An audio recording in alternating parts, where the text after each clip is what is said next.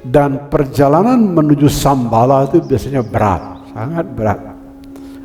Sedikit sekali yang bisa sampai di tempat indah bernama Shambhala, sedikit, sangat sedikit. Belajar dari pengalaman masa lalu, entar cerita pengalaman Guruji pribadi. Di masa lalu pernah di India ada seorang profesor, guru besar namanya Naropa. Naropa itu seorang profesor di Universitas Nalanda. Zaman sekarang tuh Nalanda kayak Harvard, kayak Oxford, kayak INSEAD, tempat guru sekolah di Perancis zaman dulu. Pokoknya universitas terkenal seluruh dunia namanya Nalanda.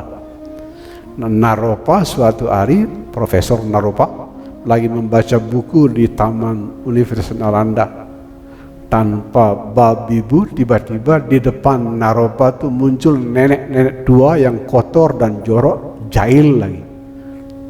Dijailin Naropa. Aduh Naropa, kamu memang profesor tapi kamu tolol. Yang lebih tolol muridmu lagi, udah orang tolol disembah-sembah dikit-dikit seperti itu. Kamu pikir kamu bisa tercerahkan dengan membaca buku itu? Tolol. Dibegitukan Profesor Naropa oleh nenek tua kotor, tiba-tiba muncul. Kamu segera temui gurumu namanya Tilopa. Setelah ngomong Tilopa, nenek-nenek tua itu langsung hilang. Aneh, apa? Datang dari mana dan hilangnya juga kemana nenek? Karena begitu keadaannya, Naropa pensiun jadi profesor Universitas Nalanda, keliling India cari gurunya namanya Tilopa. Suatu hari, cerita jagat pendek, ketemu oleh Tilopa. Naropa itu dibersihkan dengan rasa sakit yang panjang, macam-macam lah, gua dan ditamparin lah, dipukulin, bahkan pernah cebur ke dalam jurang. Lu kalau percaya sama saya guru, cebur, lompat ke dalam jurang, mati, enggak ada teman, segala macam. Dan dilewati sekali panjang. Suatu hari baru Naropa mengalami apa yang disebut pointing out instruction. Pointing out instruction itu di alam rahasia melihat sebuah tangan. Biasanya tangannya menuju ke sini. Itu panjangnya. Dari Naropa ke Marpa, Milarepa juga dibegitukan. Nah, perjalanan menuju Shambhala itu panjang, sulit dan menyakitkan. Godaannya tidak main-main, termasuk bisa kehilangan nyawa. Tidak gampang. Untuk membuat cerita jadi ringkas, Guruji 2008 ketemu Yang Mulia Dalai Lama di Himalaya. Itu pun didahului dengan mendengar suara di Pura Bukit Penulisan, tidak jauh dari sini. Orang Bali Bukit Penulisan itu disebut Kajaning Kaji. Kajaning Kaji itu hulunya hulu.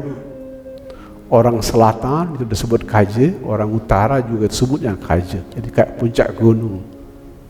Tahun-tahun pertama pulang dari Jakarta di 2002, 2003, 2004 kehidupan dupo di bawah Bukit Penulisan, sering dengar gini. Anda tidak bisa dalam kalau tidak ketemu guru hidup. Anda harus ketemu guru hidup. Terang sekali. Guru hidup apa? Manusia. Dijawab, tunjukin gurunya, asal masih di muka bumi akan didatangi. Dan selalu muncul dalam mimpi hanya sebuah sosok Yang Mulia Dalai Lama. Ini gimana? Orang Bali agamanya Hindu, sekarang gurunya biksu Buddha, gimana? Bolak-balik dalam mimpi muncul cuma Yang Mulia Dalai Lama. Karena cuma satu wajah yang muncul, berangkatlah ke Himalaya, ketemu Yang Mulia Dalai Lama. Anehnya beliau mengenali Guruji, turun dari karpet merahnya into kepala. Where are you from? I'm from Bali. You are not supposed to be here because most of the Balinese are Hindus.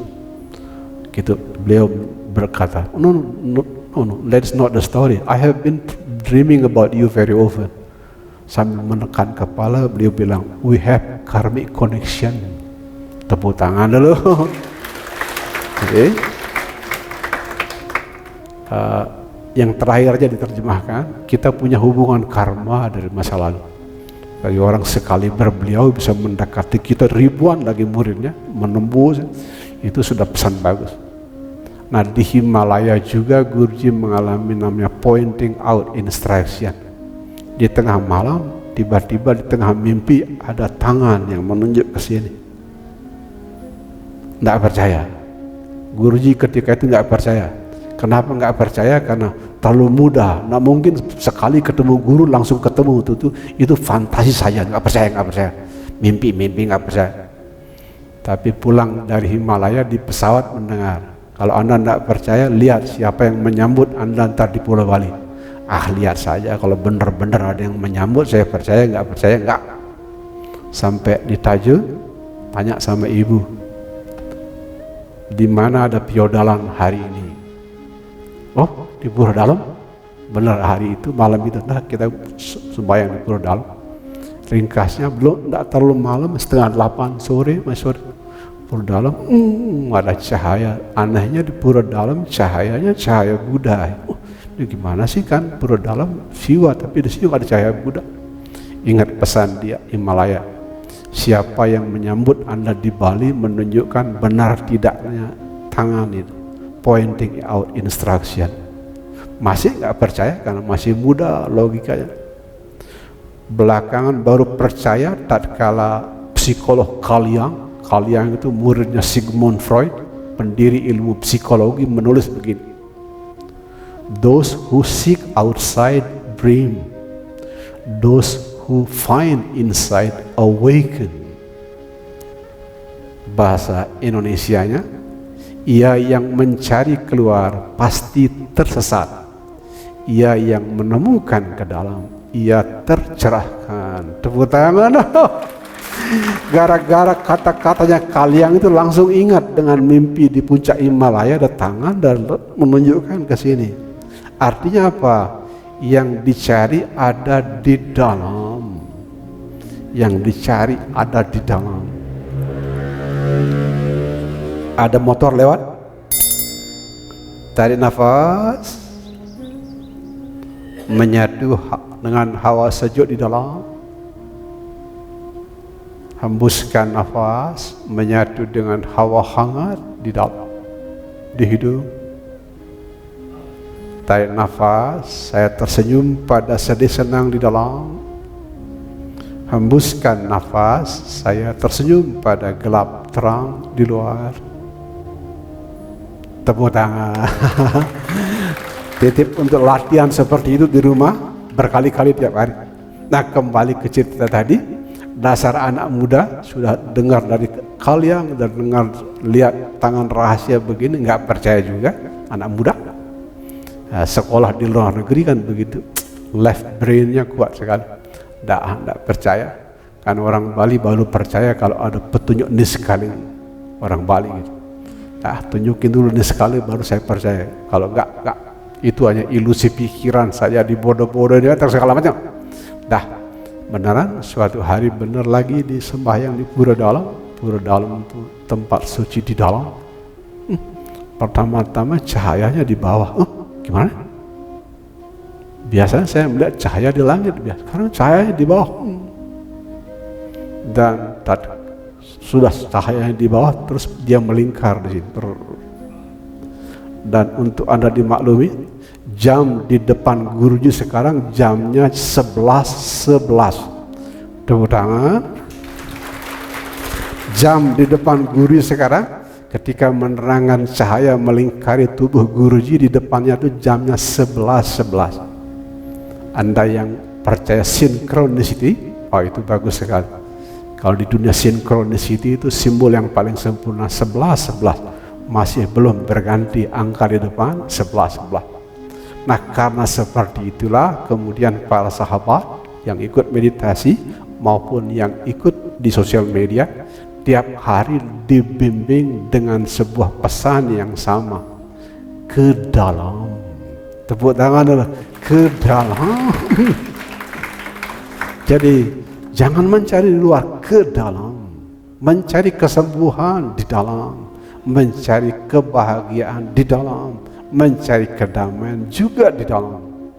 Dalam bahasa lugasnya Kaliang, ia yang mencari di luar akan tersesat, ia yang menemukan di dalam akan tercerahkan. Tepuk tangan.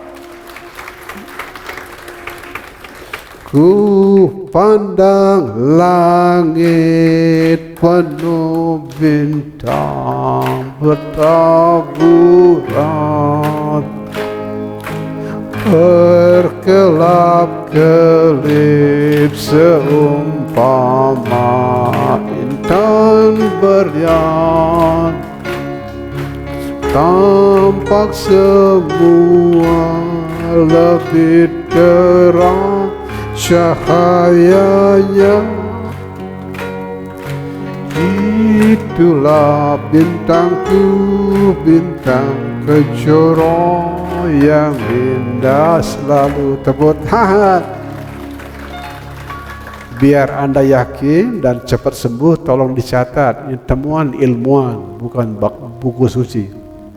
Udara yang kita hirup, oksigen, itu berasal dari bintang-bintang yang terbakar.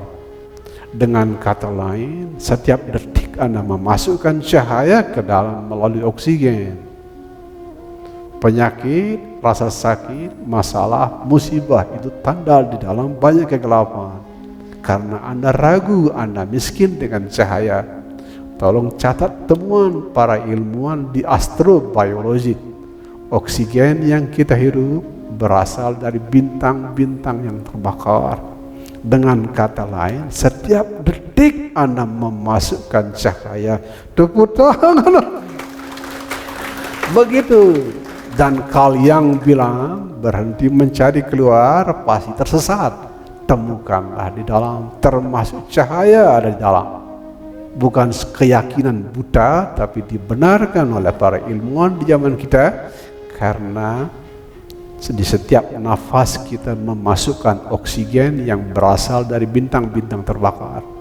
Makanan kita ada cahaya matahari, banyak cahaya di dalam. Makanya tidak sedikit guru spiritual mengatakan, Anda bukan tubuh fisik yang mencari cahaya, Anda cahaya yang meminjam tubuh fisik. Tepuk tangan. You are not physical body who look for the light, but you are light who borrow the physical body. Berdasarkan pengetahuan itu, sekarang kita belajar ilmunya yang Maha Agung Lama Padmasambhava. Karena tugas makhluk tercerahkan adalah mengolah api menjadi tirta.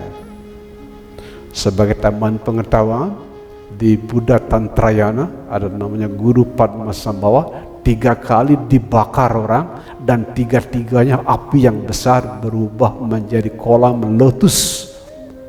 Makanya ilmu beliau bagaimana mengolah api alam samsara ini menjadi air suci kedamaian. Itu ilmu yang dibagikan pagi ini di sebuah tempat indah bernama Kembang Sari.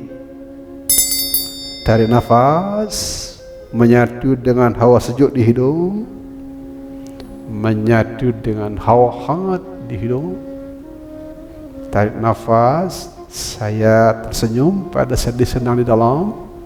Hembuskan nafas, saya tersenyum pada gelap terang di luar.